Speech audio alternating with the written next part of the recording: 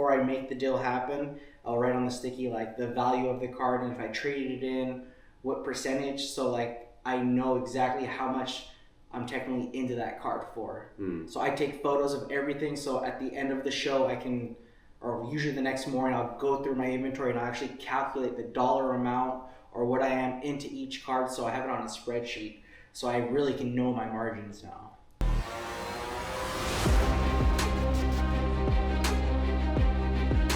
All right, ladies and gentlemen, welcome back to another episode of the TCG Table. We today have a very honorable guest. He's a good friend of mine. His name is Big Bully Blastoise on the TCG community in SoCal here. And he is, even though he's a relatively new vendor, he started in March 2025. He's already kind of made a name for himself and is very established in the SoCal TCG community. And he's known for having top chase cards at reasonable price. And also, in addition to that, his loving and caring personality, it just radiates. You know him best as soon as you walk in a car show. He's just super awesome. At this time, welcome my guest, Chris. How you doing, Chris? Thank you. I'm good. How you guys doing? doing? Well, welcome, man. Thank you. Appreciate having me on this. Of course, man. Yeah, I know you just drove a long drive to get here. It wasn't too long. No? Not at all. Alright, so I can offer you water because I want you to be able to drive home tonight, but you know, I'm drinking them on. I appreciate that. Energy drink, so. But yeah, man, how's everything going? Everything's good, man. Everything's good. Can't complain. I love what I do. You know, I'm loving the hobby, and the hobby's on a different level right now. In all of reality, I have never experienced it. Collecting from last year to where it's at now, it's on a whole different level overall. Yeah, I'm feeling the same exact way, man. Cause so I started in January. Okay. So just 2 months before you. Okay.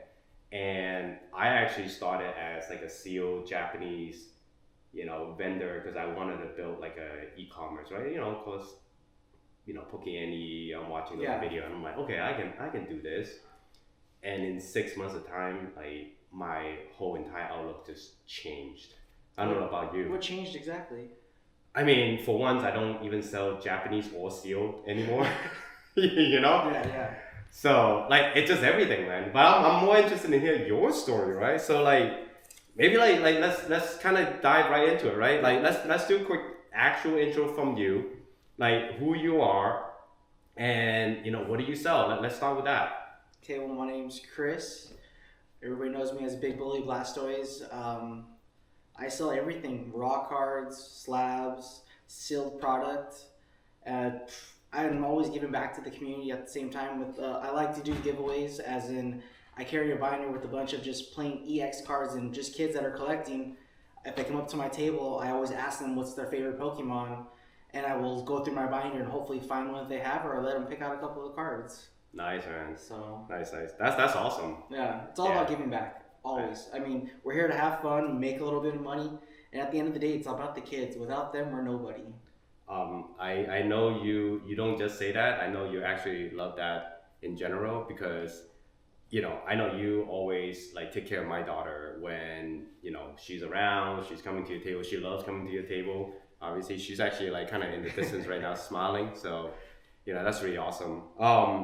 So with that said, do you remember how we actually first met? I remember the first time we've met, and it was because of the incident that happened with your daughter. But prior to that, we never really had a interaction.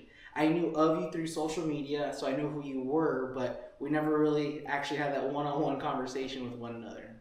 Yeah, no worries, man. And the same, I think I've seen you around. Yeah, we've always seen each other and like nodded, said hi, but we've never just had that conversation. Yeah, no, it was so cool. But, and it's just crazy how like, such an incident just brings us all together. Yes. Obviously, we'll save that story for another day to tell another time. But the long story short is, my daughter was at the show I was working at, and she got into a little trouble. Right, she got scammed by a relatively new vendor, and of course afterwards, I'm kind of like disciplining her a little bit, angry. Just trying to figure out the whole situation. And then Chris was so kindly just kind of watch over my daughter while I was trying to like figure out everything.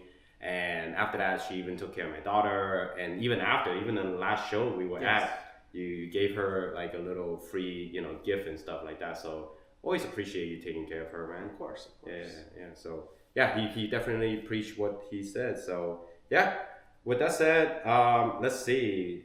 So walk me through what is Big Bully Blastoise? Like, what does the name stand for? How do you come up with that? So the name, that's a good question. It took me a while to figure out this name. I wanted something catchy, and I wanted something to obviously be with Blastoise, because Blastoise is my favorite. So I literally one day I spitballed about 20 different names with Blastoise through just social media. I reached out to people and gave them like feedback on names, and somebody just said Triple B, and I was like, Triple B, what is that? They're all Big Bully Blastoise, and I was just like, that is perfect. It's catchy and it's something different. That's exactly how it happened. You know what? From now on, I'm just gonna call you Mr. Triple B. That's crazy. Gonna be. Yeah, it's yeah. I just wanted something catchy, and it spoke to me when it happened. Nice. Yeah. That's pretty cool. I mean, the best I can come up with was Pokemon Hero. you know what? That's actually like pretty crazy, because like I needed something catchy, and I was like, I need also something that is easily typable on Google. Yes. And I was shocked when like Pokemon Hero wasn't taken. Pokemon Company, do not like cease and desist me. Right. Oh. So I snatched that like domain immediately, and that was it. That was my thing. So that's awesome. Yeah. Well, it's funny because originally I had to put my name as Big Bully Blastoise 714. Yeah. Somebody actually took my name, and then just recently, before I filed for my LLC, somebody dropped their name and I claimed it. Wow. So I just did the name change about a month and a half ago. That's so lucky. Yeah. That's so lucky. Like that. That's like kind of then another thing.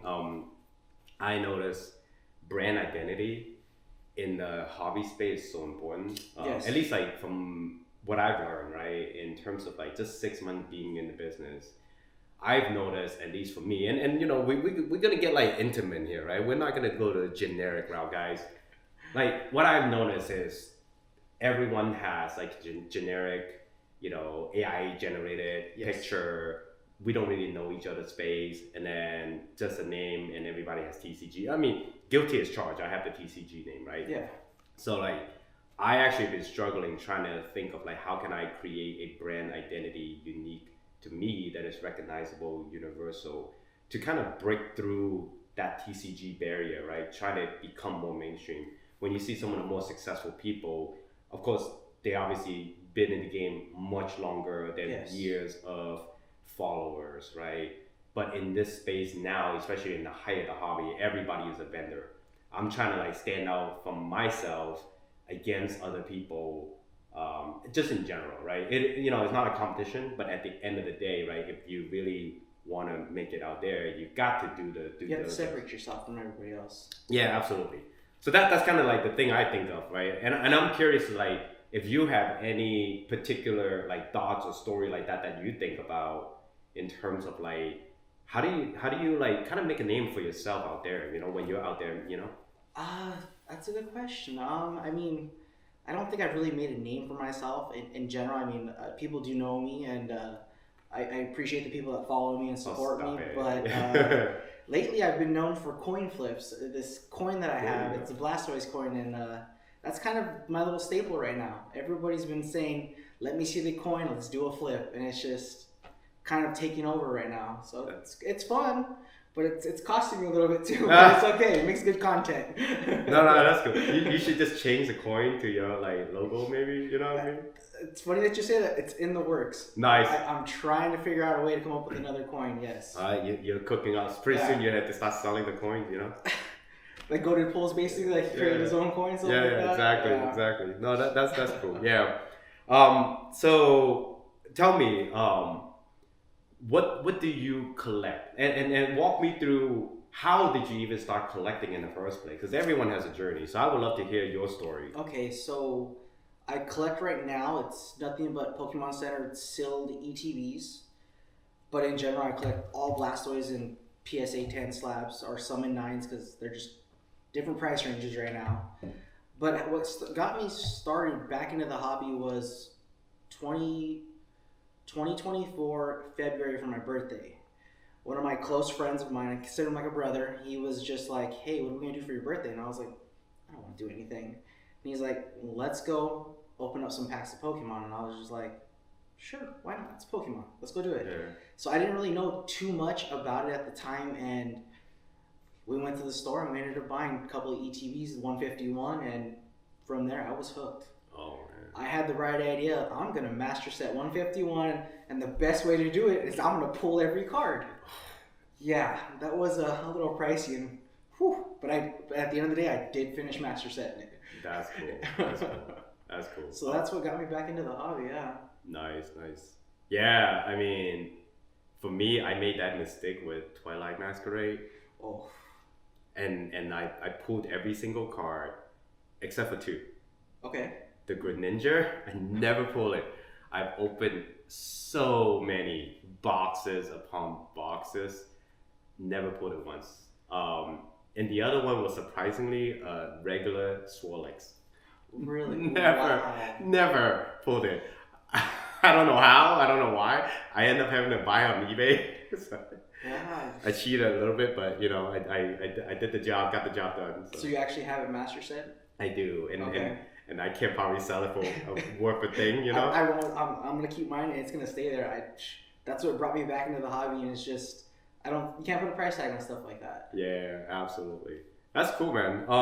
So walk me through like going from collecting to like vending. What made you decide like, hey, you know what? I'm gonna just start going into this next step on that journey. Okay, so I got into it, started collecting, was into doing the raw cards, and then I was like, I like the way slabs look, so I went into that. And then over probably about 3 or 4 months of going to local card shows and just kind of seeing how vendors were, at that time, and some still are, I felt like a lot of the vendors were all there just to make money, and they really weren't there about the community. Yeah. So you didn't really see too many people like doing things for the kids, giving back, and it was just like, well, this looks like fun. I can make some money, but at the same time, I can separate myself from them and give back to the kids. Yeah. Because that's something I really preach to the fullest is without the kids, we're nobodies.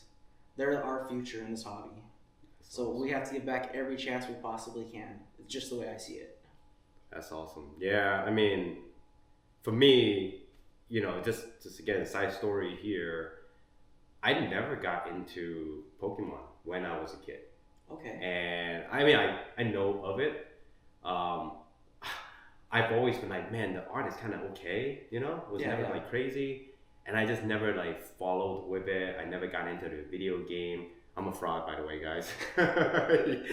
But like one time, I want to say early, like maybe October of like 2024, I want to say. You know, my family went to Japan and they had the Surging Spark, so Super Electric Burger in Japan. And I ended up getting a pack for Benny because it was at the convenience store, right? And prior to that, like she got some of those like McDonald's ones, you know, just like here and there, that's it, right?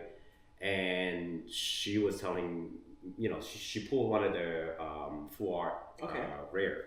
And I told her, I was like, well, these cards typically, you know, has value, so I want to take care of it. So I kind of helped her, like, oh, maybe I'll do some research, maybe some bonding time with her. And then from there, I came back to America and I looked up, like, well, what's the Pokemon scene like now, right? And then I just went down a rabbit hole, you know, go down, start researching Super Electric Breaker into Surging Spark. Okay. And it was like the perfect storm, right? Because, as you know, right, like, Pokemon was dead before Surging Sparks. Yeah. And of course, I found out like literally doing, you know, like when everybody picked it back up, right? So I was like, okay, maybe, you know, we'll get some ETBs and open. And long story short, here I am too. Yeah. So yeah, everybody kind of have their own story, you know, but it's just so crazy how we all like just meet right here in the middle of the center hub right now, you know? Yes, it's super it crazy. is. So with that said, the next question I have for you, right?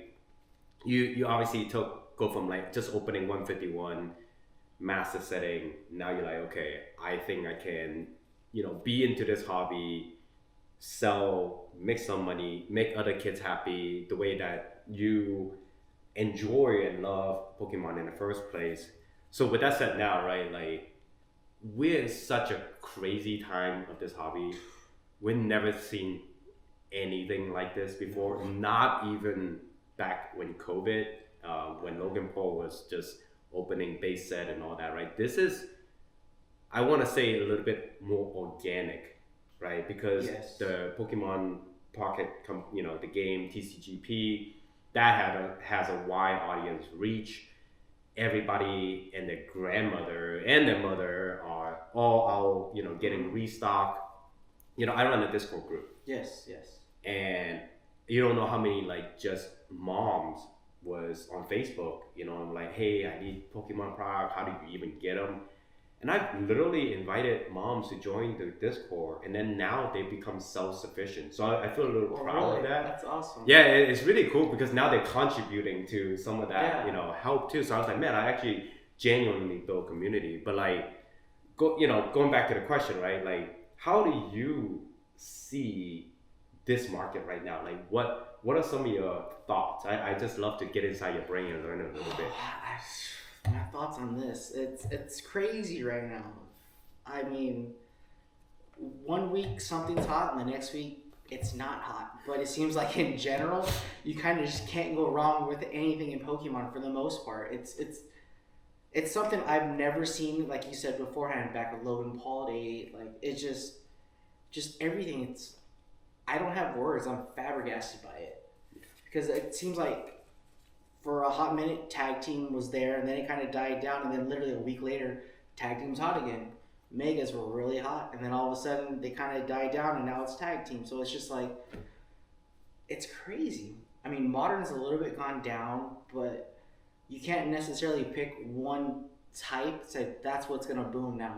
It's all over. Yeah. Well, so pause there for a second, because I want to dive into that, right? For those who don't know and watching and kind of new to Pokemon and TCG in general, what Chris said, right? Like, let's dive into that.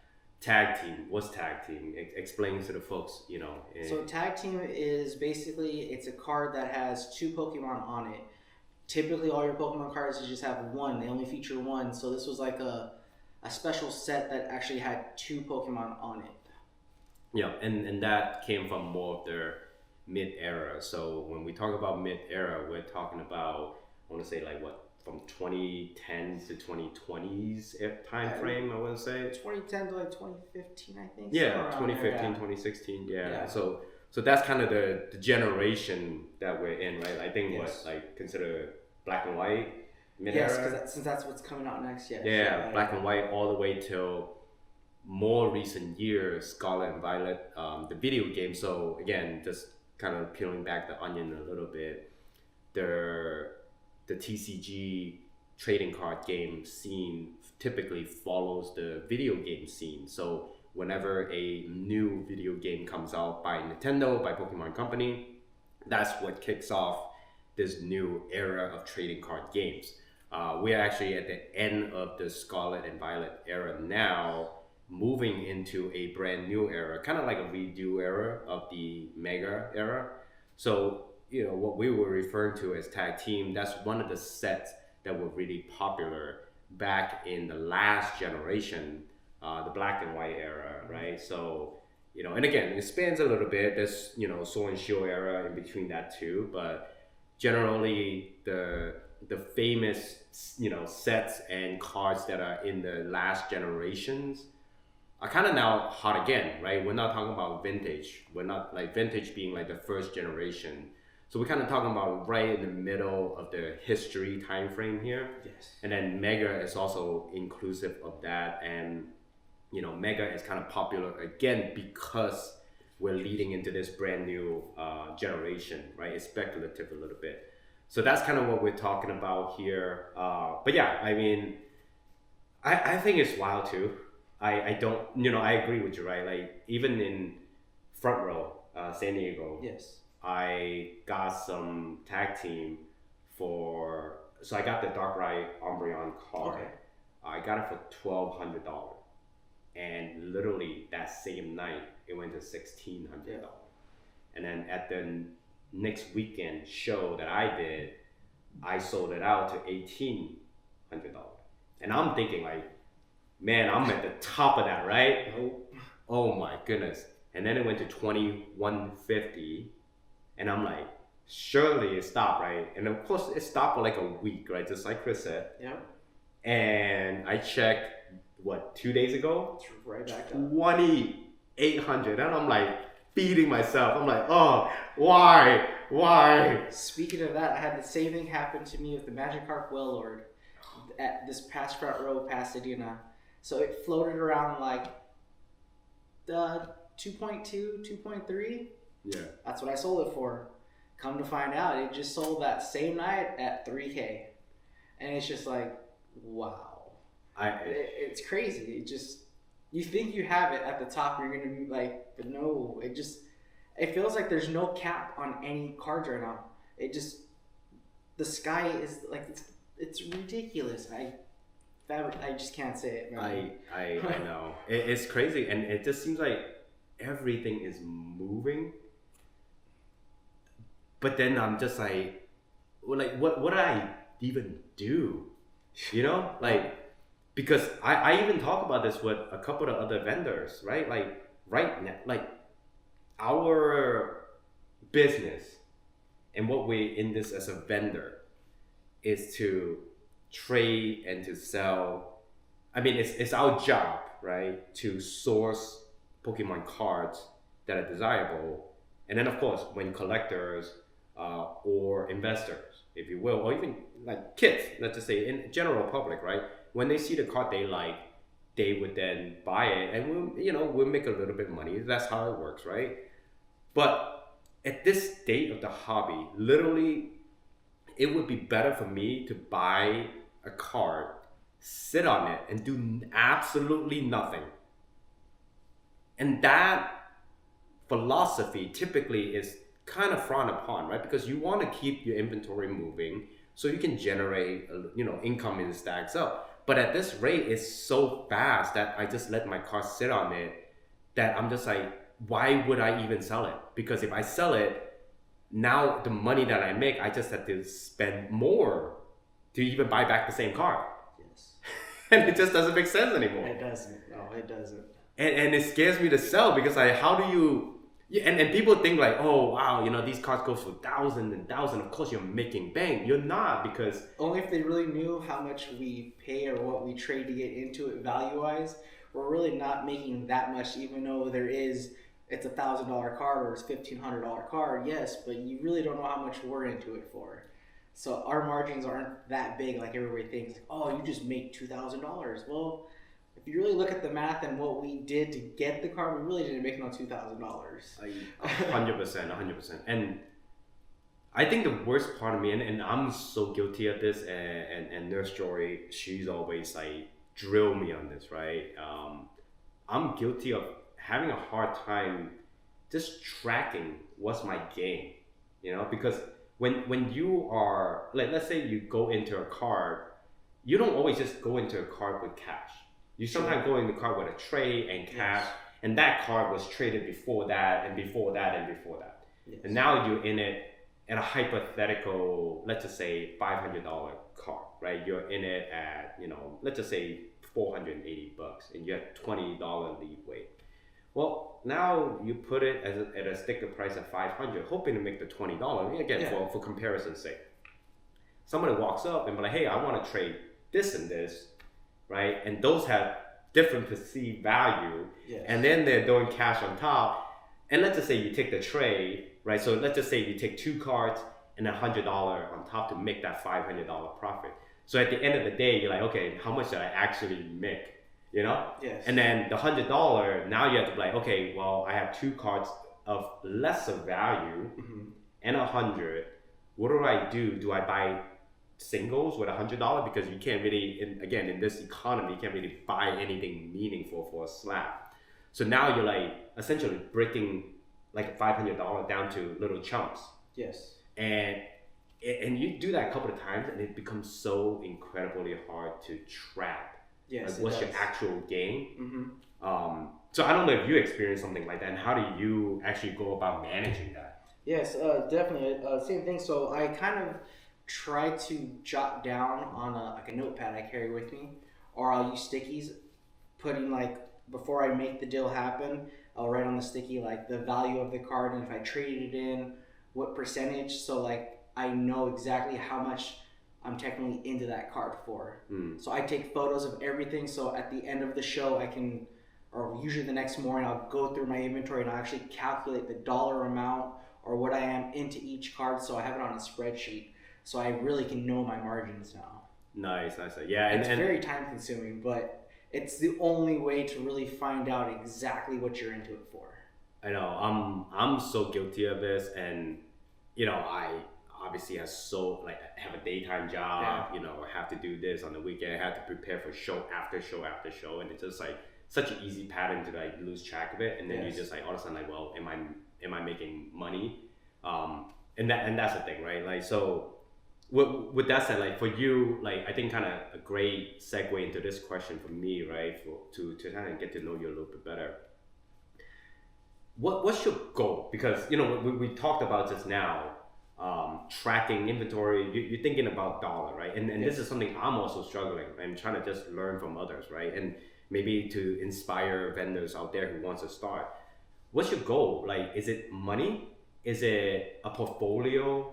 Is it like the numbers of card? What's your actual goal? The dream is to open up my own card shop, and this is a way to get my name out there, build relationships to where over time, when I have the money put together, I can actually get a shop, and I will have people actually come into my shop. Wow. I'll already build my supporting cast basically, instead of just getting a shop and hoping people come and buy, because usually at that point you're set to fail. Yeah. With this, at least I'm already building it up. I'm getting my name out there to where when I actually am able to get it, I will hopefully have enough people coming and supporting it.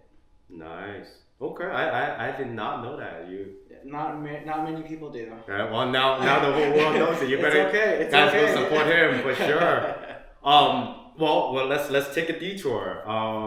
Tell me more. Like why you want to open a shop? What makes you decide the shop is the idea? Well, so I fell in love with the hobby, honestly. I just fell in love with the community, the support of people, just the way everybody is, and I was like tired of my job. I've been doing my job that I did for 18 years, and I just took a toll on me. I was miserable, just a lot of bad stuff. And then I was like, what can I do to like fully make myself happy and give back at the same time? And I did the ups and downs of doing this, doing that, and it's just like, end of the day, do something you love. And this is literally what I fell in love with. Meeting new people, building friendships, and then just giving back to the kids. Like that is the highlight, honestly. Yeah, I of course I want to make good money, but at the same time, the way I see it is if I don't give back, it's not going to get returned to me.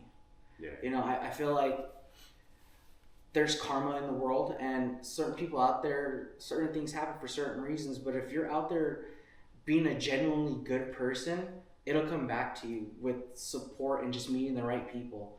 And I think with me becoming a vendor and getting my name out there, I've met the right people so far. And I mean, I've had some bad experiences, but overall I felt like I have a good supporting cast and just good friendships I'm building right now. Nice. No, I definitely feel that. I think even for me, like we started the vendor journey, right? And for me, like I wanted to show Benny, my daughter, business, right, at a young age, because I was never afford that luxury, as an immigrant coming to US, growing up, and just really not having the opportunity. So that's why I started doing Pokemon as a business. Of course, naive, little dream here, right? So yeah, and that's how I started. And in January, we did our first show, plunged right in, never had any experience, never even asked any, because we didn't know anybody in January, Interesting. Like, I honestly, like prior to that, it was like a month before, we were barely opening packs for the first time, and then I just went right in, man. So from opening up packs to a month later, just Just dove right in. Oh wow! No, did not know anybody who are into Pokemon at all at the time. Met everybody like brand new, and yeah, it was crazy. And a good friend of ours now, Eric, who happened to be the vendor that was sitting next to us, we just kind of bonded. And it was crazy. The first show, I had nothing but steel product. I totally looked like a scalper. That's all I was, right? And he has a ton of just collection of slabs, singles, and I'm just like, wow, that must have been like taking years to acquire, you know? And I'm like, well, I remember distinctively looking at it, I'm like, man, how long would it take me to get there one day? And then I'm still not there at all, right? Like, that's just, I think as I evolve, I don't know if I ever be at that point. Oh, yes. You know what I mean? But I was just like, man, and I remember distinctively even asking him, like, hey, how do you grade? Like, you know, how do you know what to grade? Just like some basic information. And, you know, and again, just speaks to how crazy this hobby is right now. 6 months. Like, that's literally 6 months in this hobby is a long time. Yes. A long time. I remember looking back at pictures, and I was like, in 6 months, the inventory I went through, it just wild. Never in my wildest dream I would imagine I had something I seen like 6 months ago. Now I own it, and I'm just like, oh, I'm like trading it out. It's crazy, man. Yeah. You know, but I think that's, you know, getting back to the point, right? Like, when do you want to open this store? I'm just so curious. Like, hopefully next year, but with the way the economy is right now and how expensive it is to get a location, I don't know. It's just gonna have to see where this hobby takes me, honestly. I mean, that's the dream, obviously, yeah. But if I have to do show to show, week to week, just to maintain, I'm okay with that. I just, the interaction with people, it's amazing. You meet some genuinely good-hearted people out there that, you know, it kind of like, it touches me, and I can tell it touches certain people too. Just the generosity that I have and other people have. I've had people come up to me and just have supported me, saying, I heard from you from another guy that you did a deal with, and I just want to come and give you the support and just help you. And that's hopefully, awesome. You know, just see you succeed. And it's just like, that's what it's all about. It's like, that's what really touches me, honestly. Yeah.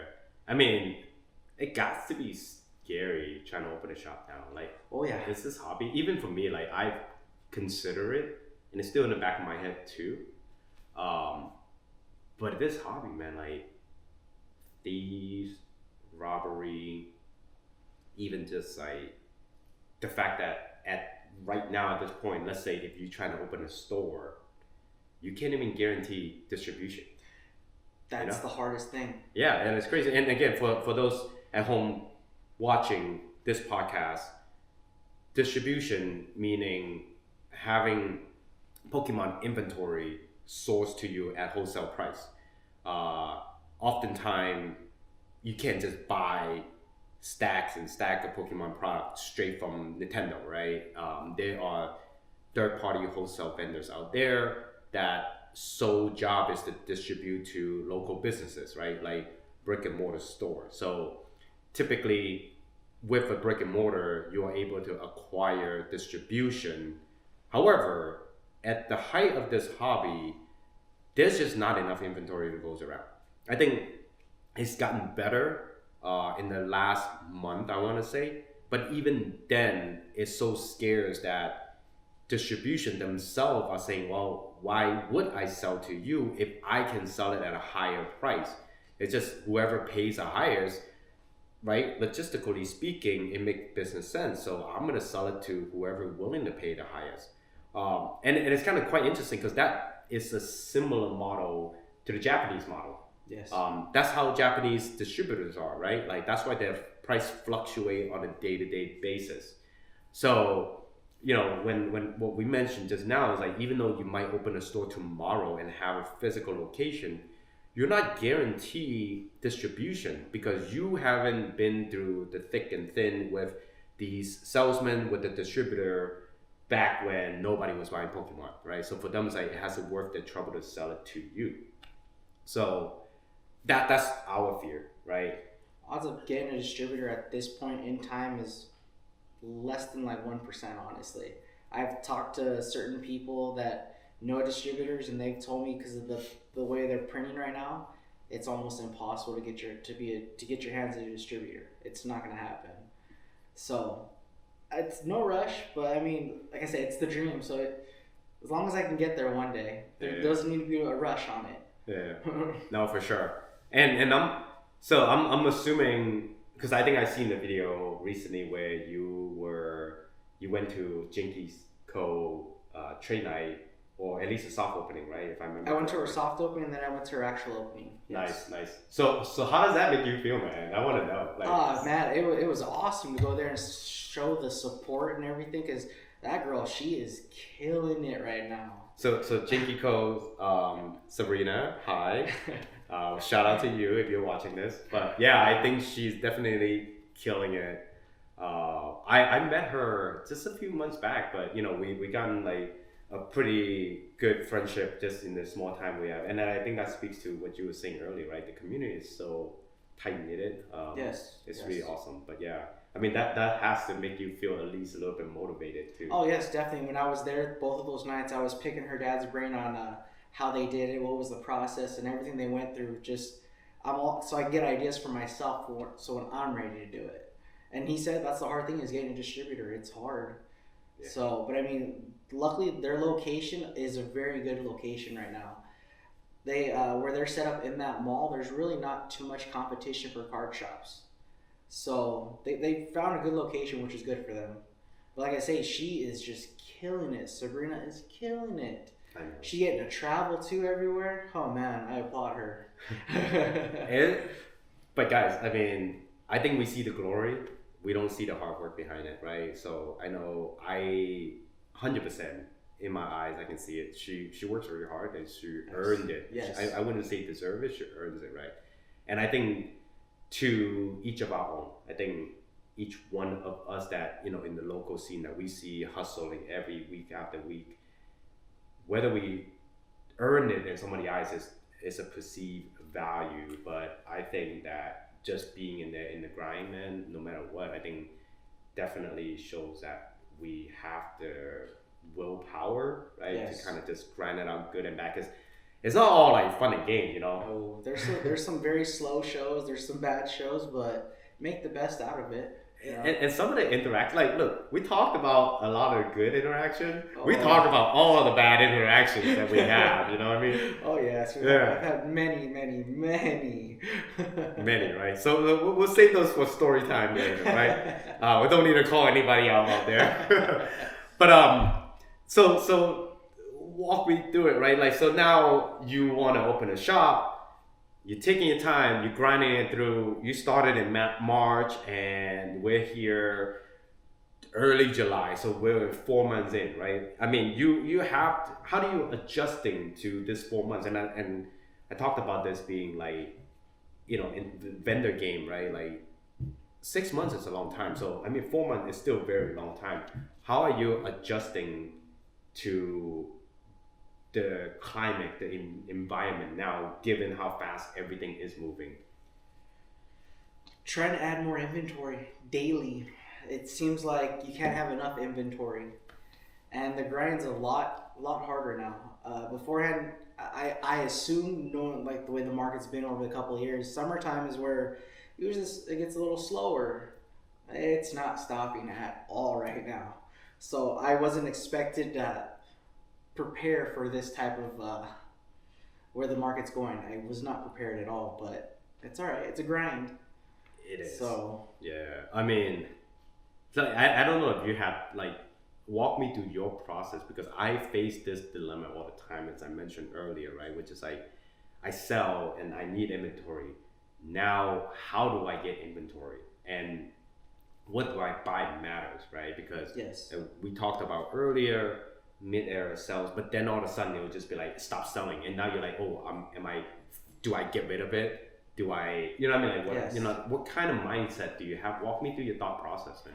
So for my specific inventory wise, I like to have a variety. Even though some of it doesn't move, I would just like to have everything for everybody, anybody that comes to the table. Because there's people that want the vintage, so I carry vintage. There's people that want tag teams, megas, modern, all of that. So as I sell things, I will jot down exactly what sells and just basically try to buy up as much as I sold of that certain era, basically.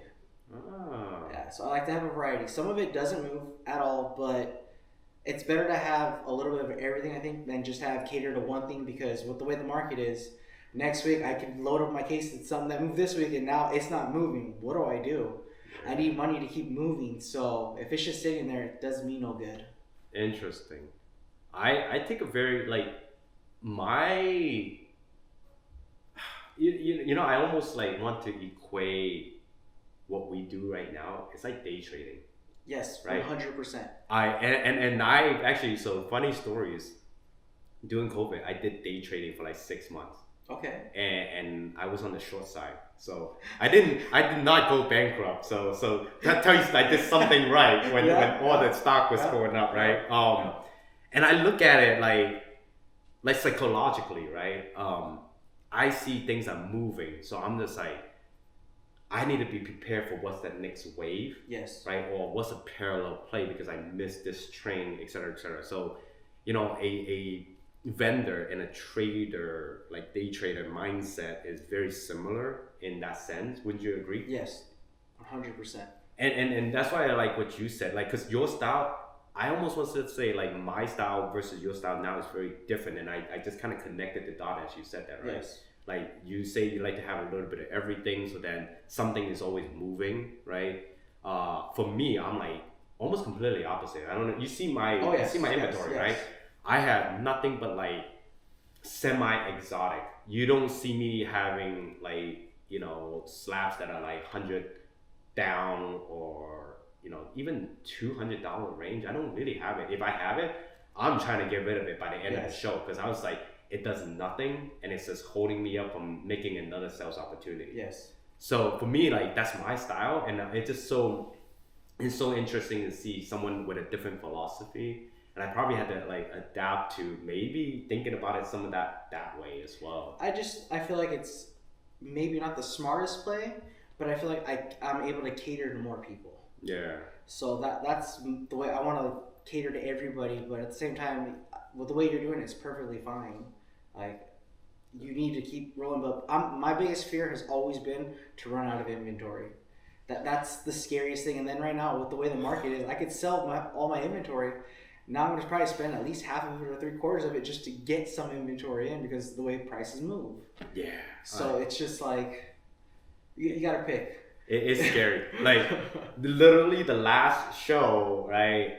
People were asking me how I do, and I was like, oh, I did great. I sold 3 cards, 4 cash, and so I sold the Captain Pikachu.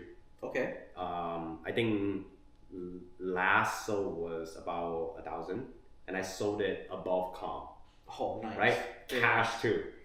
I sold the Pikachu Outbreak, which is like, there's no listing on eBay, and I also sold that above comp. So again, very good.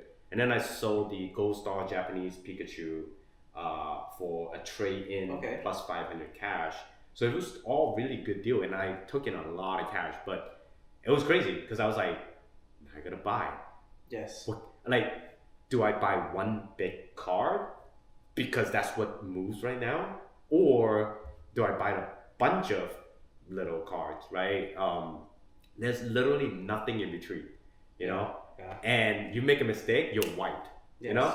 and that's the scary part, right? So like, I see my inventory just shrinking and shrinking, and I'm like, oh man, I gotta like find new places to buy, because a lot of times we buy from each other. Yes. And I don't know if you notice a pattern, right? And you know what? Maybe I'll turn it to you. What kind of pattern are you noticing when you're walking around vendor tables now? Exactly. What aspect of that are you? I don't know. Like, let's leave that open interpreted. I want to see what your thought process is. Like, when you walk around, what are you looking for, and do you find it? I always if I sell a big card, I need to replace it with a big card. So that's kind of like my philosophy on how I restock.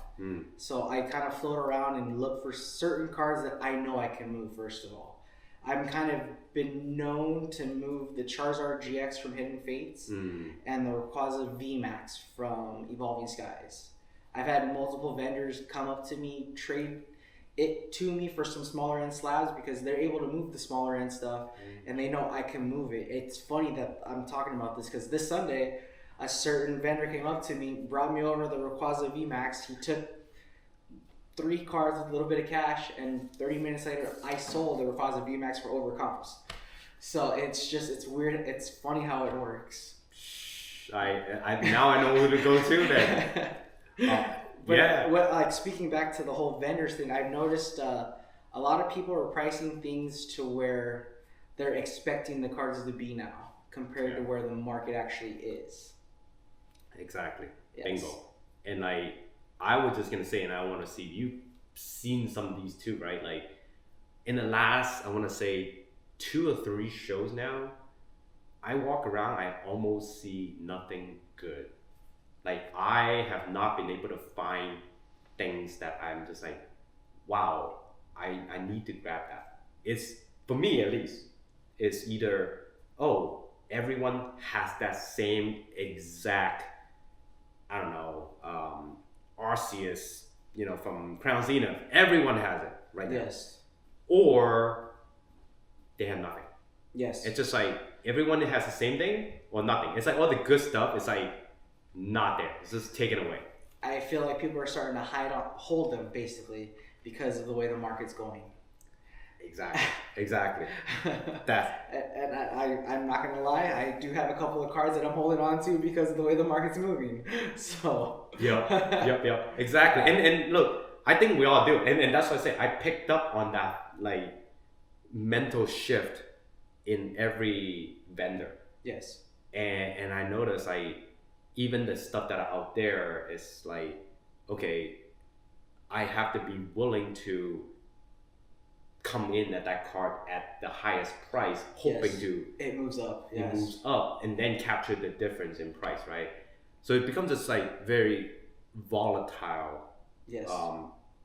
Or on the other hand, you're like, okay, well, let me buy the lower end stuff that everyone has, and now you just has what everyone has, and that doesn't stand out. You need to have different from everybody else. Otherwise, you're not going to sell anything, and then you're just competing against one another. Who's going to sell the lowest, basically? Exactly. So like, I guess like, just kind of thinking to that, right? Are we reaching a point where there's just too many vendors? Because everyone's a vendor now, right? Let's be honest. Hypothetically, everybody is a vendor in their eyes nowadays. Yes. Yes. I mean, is that what's driving to this scenario where there's just too many vendor and the probability of 10 plus people having the same card is very common. It's not unique. I walk around. No. Everybody has a bubble mute. Yes. Everybody does, but I mean the card's still moving up too at the same time. It's crazy. So, but yeah, everybody wants to be a vendor, or everybody claims they're a vendor nowadays. But it's just hard to get good inventory in general.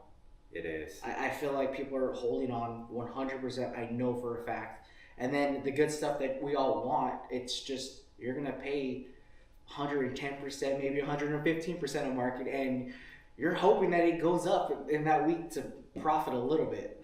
I'm guilty of that as well, guys. Look at me right now. I'm guilty of that. Thank you very much. Well, so with that said, like, let's move to kind of like a new topic there, right? Given how crazy this current environment is, and we know that it will die down eventually, and we are at the end of Scarlet and Violet era. Mm-hmm.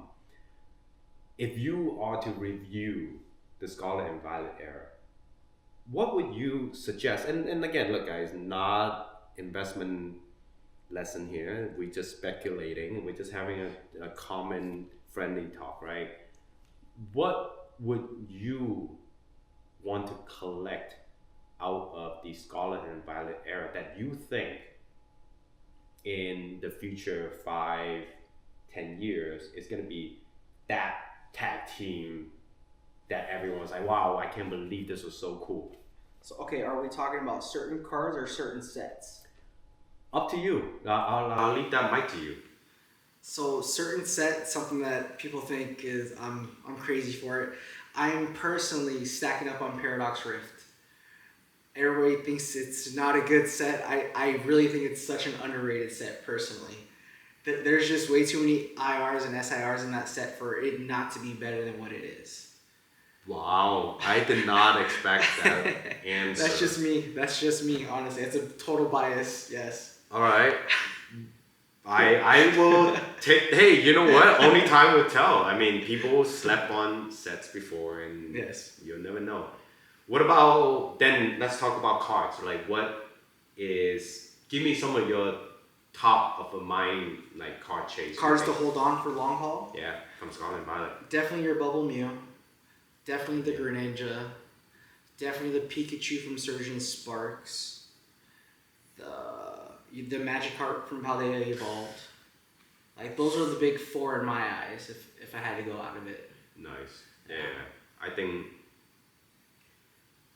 for me, like, it blows my mind how the Magikarp just rise to the top. Whether we can argue organic or non-organic, but here we are. To put things in perspective, okay? At one point, about, I want to say 2 weeks ago, guys, I mean, I cannot make this up. The Magikarp was sitting at $2,300. The Umbreon VMAX from Evolving Sky was at $2,200. Yes. That just to give you an idea, it overtook for just a brief week by $100. Why do you think that is? I know, but I'm not gonna Okay. I'm not gonna speculate and ruin the economy here. Yeah. But it makes sense. Look, I'm a big fan of Shinji Kanda. And even though I'm relatively young in the hobby, and my favorite card from him is actually the Giratina from Lost Origin. That's my favorite card. It's beautifully drawn. I understand why people like his artwork. I do think that hype, and again, human psychology, right? Going back to that day trading analogy, human psychology is a thing, Yes, like when one person wants it and it snowballs and everybody will start wanting it. And now you think it's a scarce effect, right? You want it, it's FOMO. People want it, and start going up in price. Whether you, and this is the crazy part about this hobby. Even though you know that this is kind of like a pump and dump, if you will, the craziest part about Pokemon versus like day trading, I always say this to people. Day trading, you have two sides battling against each other. You have somebody who's buying up the stock, and then you have people whose sole job and the sole trading style is to say that this is gonna tank, and they sell, right? And they profit by selling. In Pokemon, there's no such thing. No. There is no short on the Pokemon side. You can only go up. It needs to have natural, for the card to not have any attention for a long time for that demand to drop, right? Yes. And of course, we've seen cards that goes down in value, but typically when something runs up parabolically, like the Magikarp, the most it drop on average is about down to the 70%. Yes. Right, so if let's just say it goes up 100%, it'll drop 30%, and it'll just stay there. And then oftentimes it'll get a second wind, it just takes off again. So, for me, it's I know that this is buying into the hype, but then it's as far as I think about what's the worst that can happen? Yes. You know what I mean? Yes. But that's so dangerous still, when it you is. think It is. you know what I mean? Oh my God, that's just, that's scary because that's a lot of money. I think the same way when I buy a card at a high peak and I'm like, well, this is the worst case it'll be. It'll come back up one day. Same exact thing. It's kind of like we're like playing with Monopoly money, yes. but it's real money. Yes, It's scary. Yeah. So I mean that brings me like I think to the good question to ask you, right? Like for those who are kind of new to the Pokemon scene, the trading card game, despite our relatively young tenure, but you know the fact that we again 4 to 6 months is a long time in this hobby. What would be your advice to newer people who are coming into the hobby, maybe collecting, maybe thinking about vending? What are some of the things that you want them to look out for so that they don't like just get wiped out? Collecting wise, collect what you like. Don't go in there with the mindset of just collecting whatever the cheapest is or whatever you have a certain amount of money for. It's better to save a little bit and buy the cards that you want, collecting wise. Vendor wise, take your time, do some research, and pick other vendors' brains. Ask them for advice. Any questions you have, reach out to them. Even there at the card show, I am more than willing to have a conversation and talk about how I started, how I got the help, whatever it is. I've had multiple people reach out to me through my Instagram and ask me for advice on certain cards, certain prices, or how should I go about doing a certain thing in the hobby. I'm more than welcome to help anybody with any advice. I don't know it all, but I will give you what I know and what I've experienced. That's awesome advice. That's really cool. I enjoy that. That's I never really, because I guess I became a vendor in such an early career. I've always ended up talking to people, and I always feel like people come to me and more knowledgeable than me. Yeah. Man, I remember when I started, like, oh, do you have this card? I'm like, what card? I'm like, can you spell it for me? You know? I'm like, I'm still a fraud. I don't even remember all the name of the Pokemon, you know? Oh, dude, there's so many names. Oh I don't know them all. But I know. you know. I tried streaming and then like trying to open like Japanese set, and I'm like silent. I don't know the name, like, you know. So I think we're all learning. It's kind of the thing right now. Every week there's something new to learn. On the vendor side, there's always something that we need to learn, or we will learn throughout the day. Yeah, and I think something for me that I've learned is to maybe either right or wrong is to have an opinion. Yes. Have an opinion what you enjoy, why you're collecting it. If you think the Charizard 151 is the ugliest card, which I originally did think, and I'm like, wow, that's the top chase. That's so ugly. The Charizard is like this tiny. It's okay. It is absolutely okay. Your opinion evolves over time. I've since come to appreciate that card for different reasons, just organically. So it is absolutely okay to have an opinion and then change that opinion over time as you get more information. I think that's kind of the key here, that as a community as a whole, that we're all just learning new stuff, you know? Yes. So, but yeah, that's really cool. But okay. I think the next question for me is, now we're getting to really know you here. Show me, and I had you bought this here, so I think it'll be cool to show the audience, right? I like to do this, which is show me some of the most prized possession. And we can start with any of the ones that you bought today, and I would love to hear the story about it, so people get to know you a little bit. Well, the first one is obviously Blastoise from 151. As soon as I saw this card, I knew I had to have it. It's just so sick. Blastoise in the water like that, and then with the evolutionary line, it's just amazing. And here's the kicker. I pulled this and graded it myself and got a 10. So this will never leave home. This will always be with me. Never leave home. And then my second one is Gengar VMAX from Fusion Strike. So when I got back into the hobby last year, I made it a mission. I was going to get this card in a PSA 10 no matter what. Nice. And that was around Burbank Card Show, which is now the West Coast Card Show. Yep. I saved my money up for a couple of months and I said, I don't care. I'm going to get this. That was my one mission. And sure enough, it cost me a good chunk of change at the time, but it was worth it. And then my other prized possession is big man Blastoise back here in the background that I have. So, story behind this is, I quit my job back in May. So one of my very close friends at my job, she went out of her way and she 3D printed that piece by piece and glued it all together to me. And on my last day of work, she gave it to me as a going away gift, knowing that I was pursuing this Pokemon as a full-time job and hopefully one day to open up my own shop. She wanted something to stand out because of my name, Big Bully Blastoise. Yeah. And that was her way of doing it for me. Wow. Yeah. That's amazing. That's my prized possession. I've had people offer me $1,000 for it cash, and I would not let it go. You can't put a price on it. You really can't. Nice. No, I appreciate that. Yeah, I think, for me, I think it's still relatively new. I think the only thing that, once I became like a slap, PSA slap vendor, and I decided to say, hey, I'm not gonna be the whole true personal collection for the time being. Yes.